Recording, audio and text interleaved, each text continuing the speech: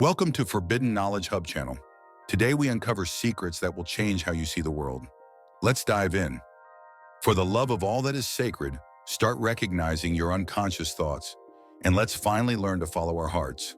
You might suddenly start acting like a happy person, and that's no surprise. Sooner or later, your heart will begin to bloom. Let's close our eyes and disconnect from the outside world. Let's return to the topic of meditation, because surely among our listeners, there are those who have never meditated before, and they should start. Because as Joe said, the basic level of self-awareness is noticing and recording your emotions or thoughts, whether they serve you or not. Even in this, there's immense power. I'd like to add my 2 cents to what Joe already mentioned. When you become aware of these emotions or thoughts at the moment they arise, that awareness itself gives you control over them, control you didn't have before. Remember, as Dr. Joe always says, every little victory counts, so celebrate those small wins. But another incredible effect of meditation for me is how it helps combat distractions. It pulls my attention away from sensations, sounds, and everything else. Let's talk more about this. It's clear that you practice just like I do. If the word meditation means getting to know yourself, then why do people say not to pay attention to the negative? 95% of our personality is made up of subconscious programs, and we need to break them down piece by piece. That means facing emotional impulses and passions stored in the body. Imagine it's 8 a.m. and you're meditating. Usually you'd be stuck in traffic, and your body is used to receiving stress hormones at this time. So it throws thoughts at you like, hey, something's wrong. Let's dig up some past memories to get upset about. But now, when you recognize this process, the game changes. You bring awareness to these reactions and try to maintain that awareness throughout the day. It's a huge effort, yes, but absolutely worth it. Without enough energy, staying present is nearly impossible. Emotions will pull you back. But when you start catching your unconscious thoughts, they lose their grip on you. Studies even show you can get better at this, to the point where you sense a thought coming before it fully forms. That's when you can start cultivating new thoughts. Who will I be when I open my eyes? How will I contribute to the world today? How will I love, give, and serve? When you close your eyes and mentally rehearse, your brain doesn't know the difference between imagination and reality. It begins to wire itself as if the experience already happened. Your brain stops being a record of the past and turns into a map of the future. And if you keep practicing, you'll completely rewrite your internal programming. Suddenly, you might start behaving like a happy person, and that makes sense. You've installed new mental presets. Stress hormones keep you hypervigilant, scanning your environment for threats. But if you live by stress hormones, all your energy is tied to anticipating a future that resembles your past. It's a time loop.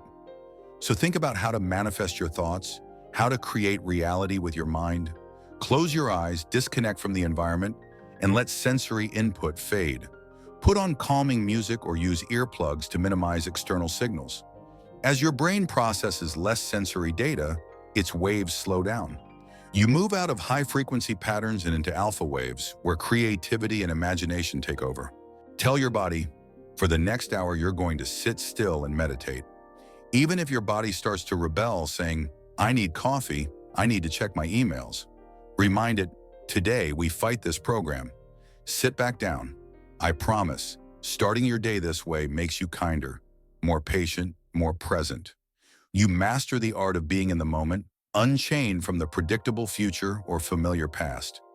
And if your energy flows where your attention goes, and all your attention is in the present, you unlock immense energy for the most extraordinary things.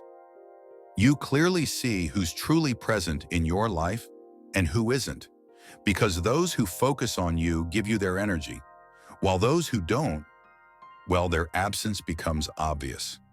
Being present means reclaiming your power, that precious resource of attention you used to scatter on others and random events. We teach people this, and when they break through and blossom in that field of awareness, everything changes. They stop thinking about their boss, their ex, their spouse, or Facebook. They stop thinking, period. And when you're not thinking, you can't analyze.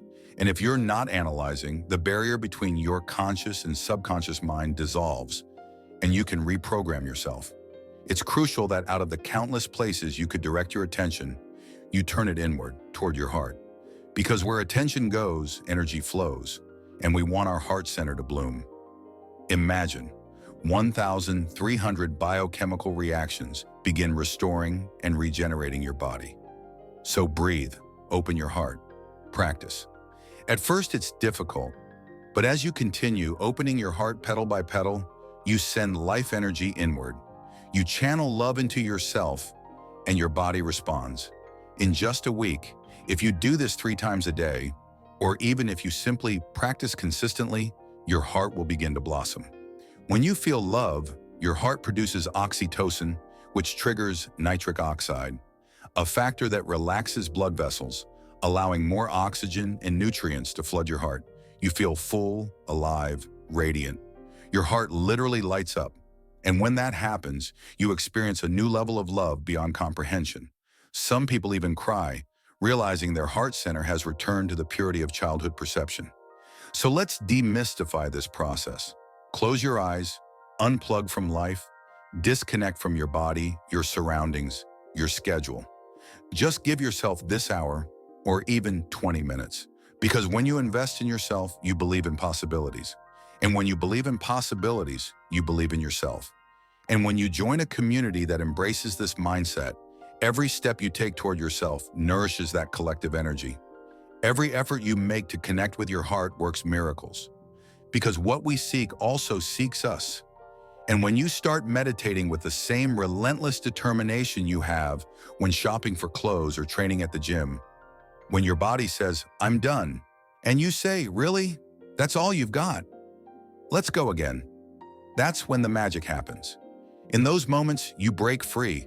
You feel happy for no reason. And you realize that joy doesn't come from external things. It rises from within. You start shining brighter in your life, sometimes unpredictably.